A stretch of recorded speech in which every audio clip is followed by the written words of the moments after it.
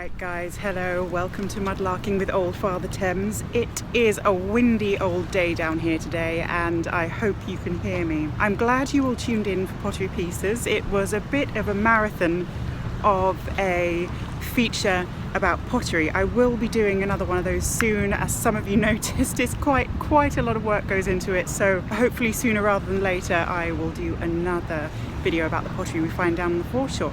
Anyway, let's see what I can get for you today.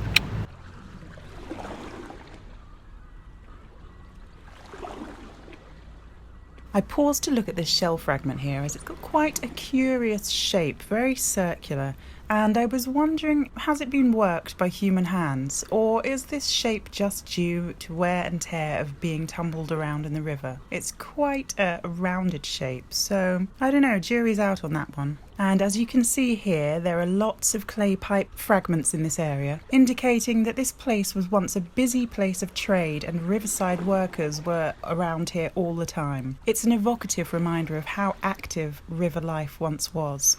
Now here's another curiously shaped shell. Again, is this just natural wear or have human hands been involved? It's very square looking, and adding it to the circular one, well, they're just quite curious looking items. Now here we've got yet more evidence of riverside human activity, and this is in the form of a waste product. The Thames is full of animal bones, some whole, some with clear butchery marks, some that have been worked and made into tools. And all of these bones have got here because they were deposited in the Thames by butchers and tanners and so on. So all this animal bone waste is the leftovers of some other product. Now then guys, what I'd like to do is just show you a bit of the foreshore that I'm searching on today, and it's just pottery as far as the eye can see, and I'm looking for oyster shells around here, but also whatever I find. I've come to an area where you're not allowed to dig or disturb the foreshore, you're not allowed to scrape, so it's literally just eyes only and picking up whatever I see.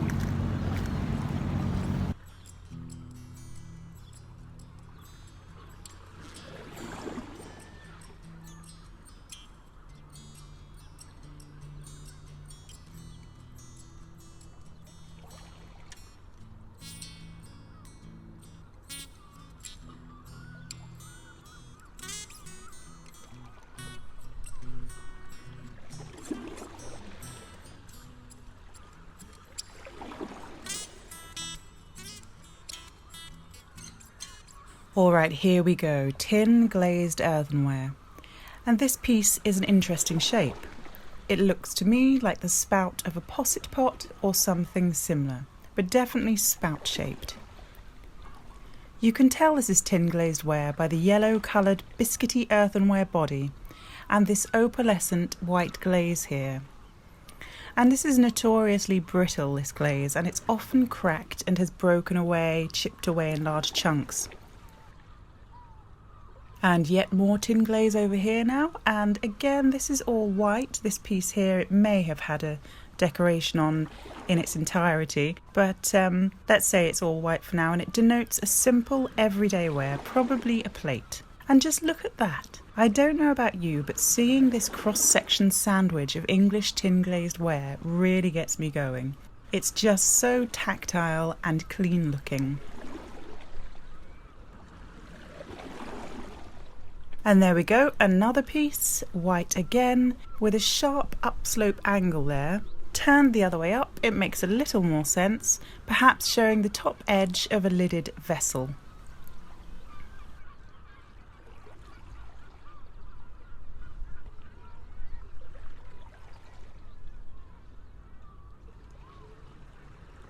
Ah, here we are, ubiquitous transferware. There's some blue and white willow pattern.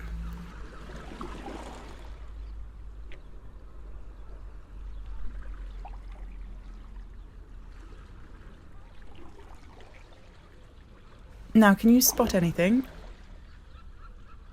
Yep, that's it. Another chinoiserie piece here. and another blue and white design showing acanthus or vine leaves perhaps.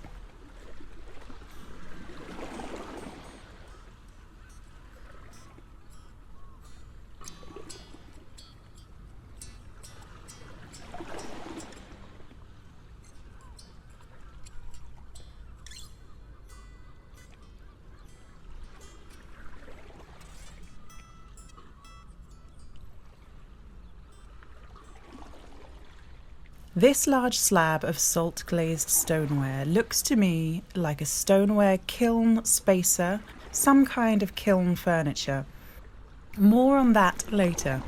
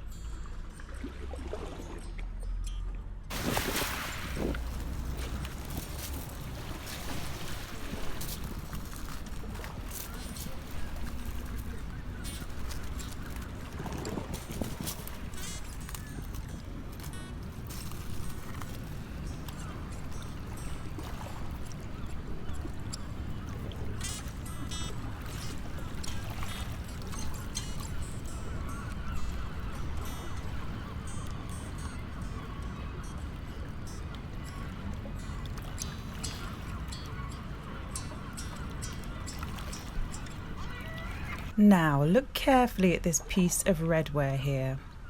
It's post-medieval London area redware, glazed on the inside, and you can see some glaze remains. But what exactly do we have here? I wanted to show you this piece of redware, potter's marks, where they've manipulated the clay. Let's take a closer look at that. You can see a splash of glaze there on the exterior, but what of this thumbed application here? Any ideas? Well, this chunky piece of redware pottery was most likely a large cooking vessel dating to the 16th or 17th century. This thumbing here, as it is called, on the side is twofold in purpose. For one, it gives a better grip on the vessel, and for two, it is decorative. Now this fragment is part of a vessel that was almost certainly made in London. Woolwich, London, 1974. An important discovery was made. Two 17th century kilns, one stoneware, one earthenware, were found at Woolwich Ferry Approach by a group of community archaeologists. The two adjacent kilns were excavated, and it was reported that both kilns date from the third quarter of the 17th century. Further evidence suggests that the stoneware kiln was the earlier of the two.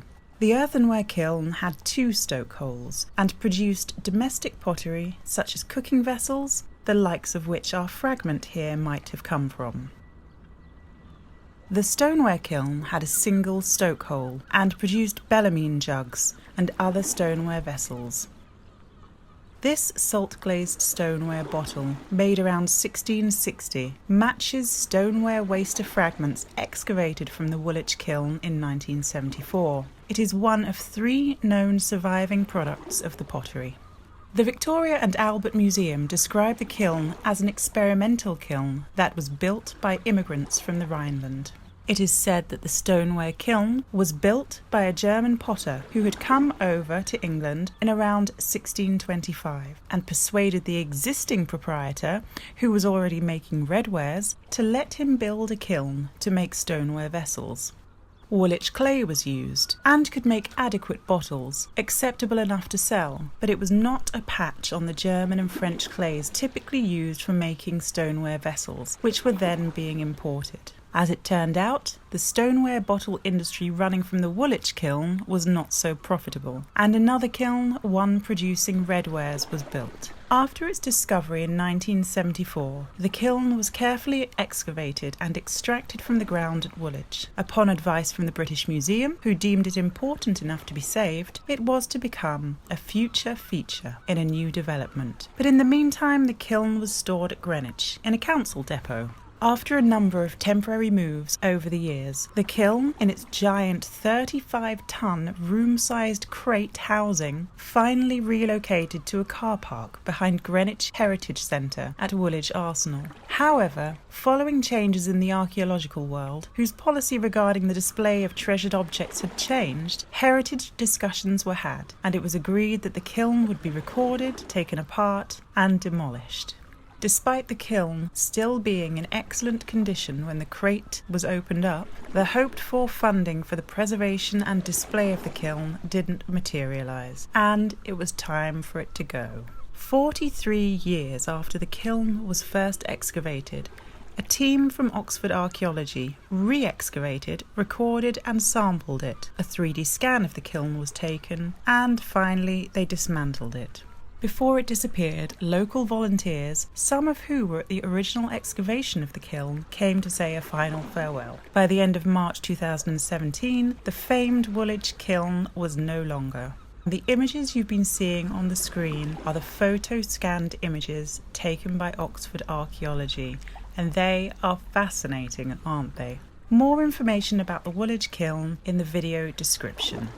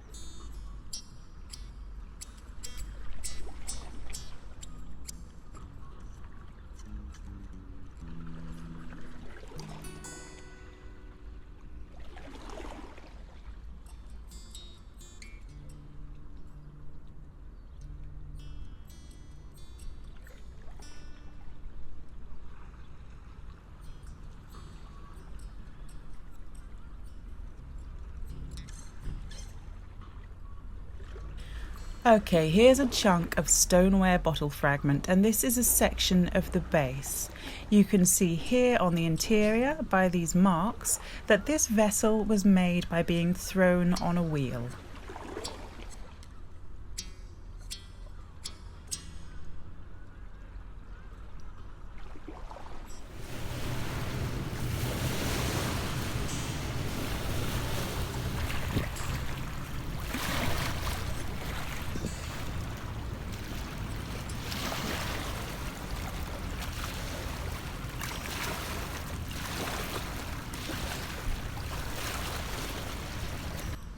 This tile fragment here is a post-medieval glazed ceramic floor tile from the Low Countries. They are also commonly known as Flemish tiles. It dates from the 14th to the 16th century and is decorated with a plain yellow glaze. Here's a similar tile that has been recorded on the Portable Antiquities Scheme website. Excuse my insane hair, it's fluffy. Just wanted to show you what it's like over here. Just point the camera to the foreshore because those pipe lovers amongst you will enjoy this. It's not whole pipes, I just wanted to show you the proliferation of pipes around here. So let me flip the screen around. Alright, here we go. Pipes, pipes and yet more pipes. Look, everywhere. Pipes everywhere. And they make a marvellous jangling sound.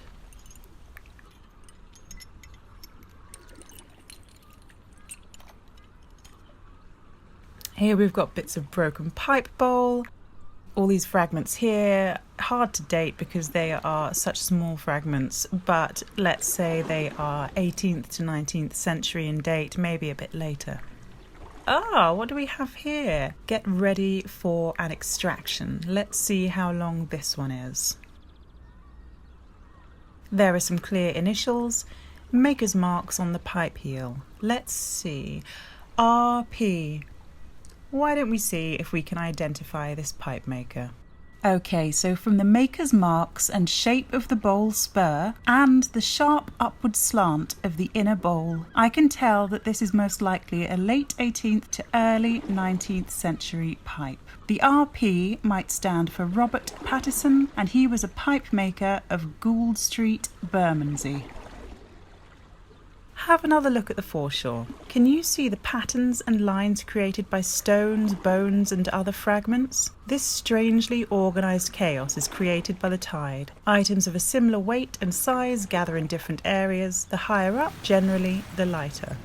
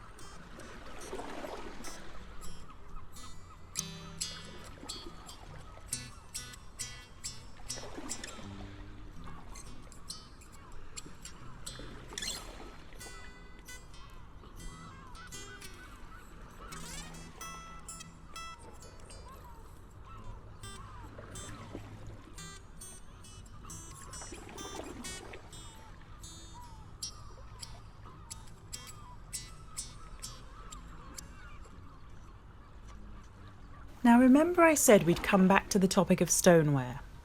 Well, look at this beauty. It may look like an horrible lump to some, but to me, this is a thing of practical beauty. It's part of a stoneware sagar, attached to what might have been a kiln spacer.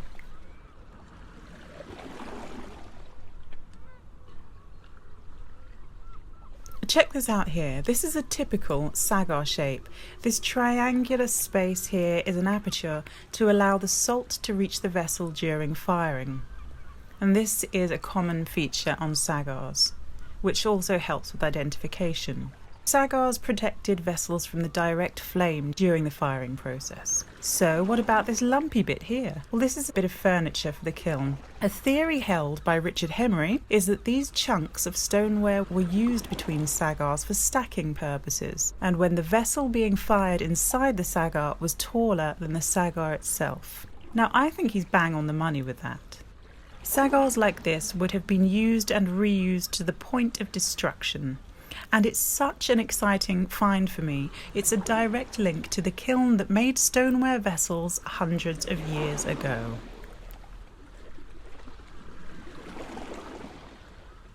Alright guys, well, it's windy and it's rainy.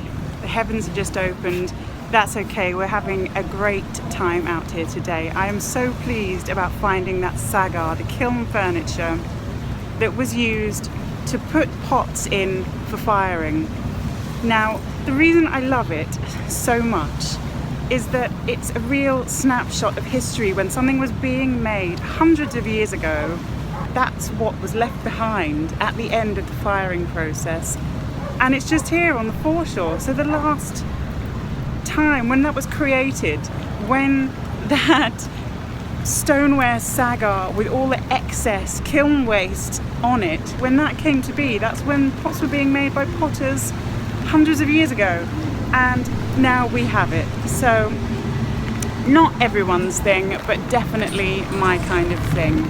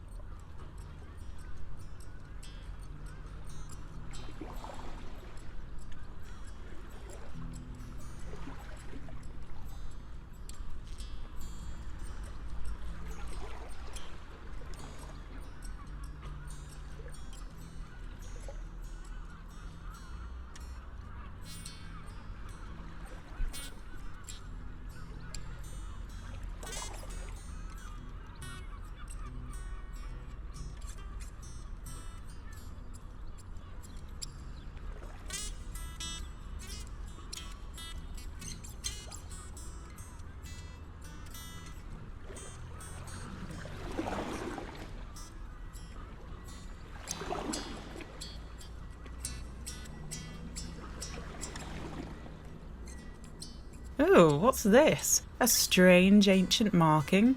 Nope, I think someone has let their child doodle on this sugarcone fragment with a marker pen. So, 18th century, meet the 21st. You are now bonded in artistry.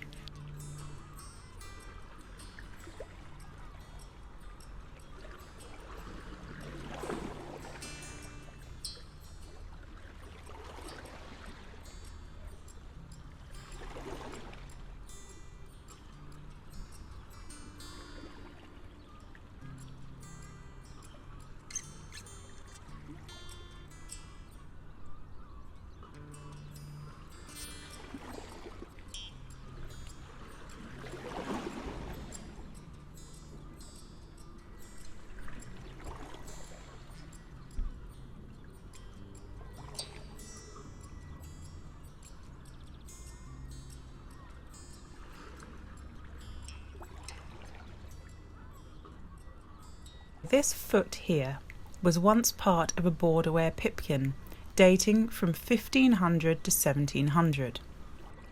Look more closely and you can see little details, such as the sculpted shape of the foot and the glaze on the interior of the vessel.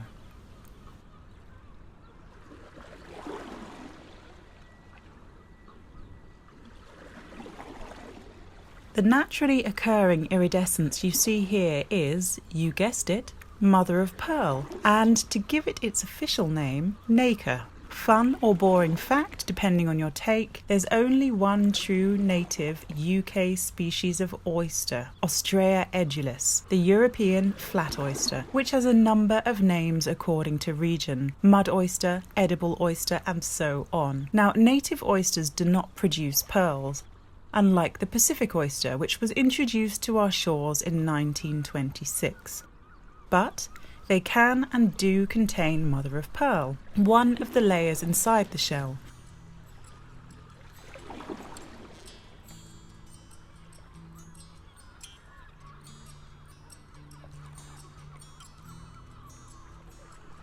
Alright guys, well that's us for today. You can see it's continuing to rain, but more than that, the tide is very nearly upon us. So thanks for joining me, and as ever I really appreciate you watching and joining in the comments. Let me know what you think of today's finds. Hopefully see you in a couple of weeks down on the foreshore. Otherwise, pottery pieces. And also I should let you know I'm exhibiting at St Paul's Cathedral. There's a gallery there. Friday the 3rd of September, I'm showing my mudlarking finds, which people can pick up, look at, and we can have a chat about. So if you're in London, 3rd of September, head on over to St Paul's. I'll put more information about this in the video description box. There's a month-long festival, totally Thames, and there's loads of really great stuff going on. There's loads of people down there that you'll know from Instagram and YouTube. So come and check it out. All right, without further ado, here's my wink.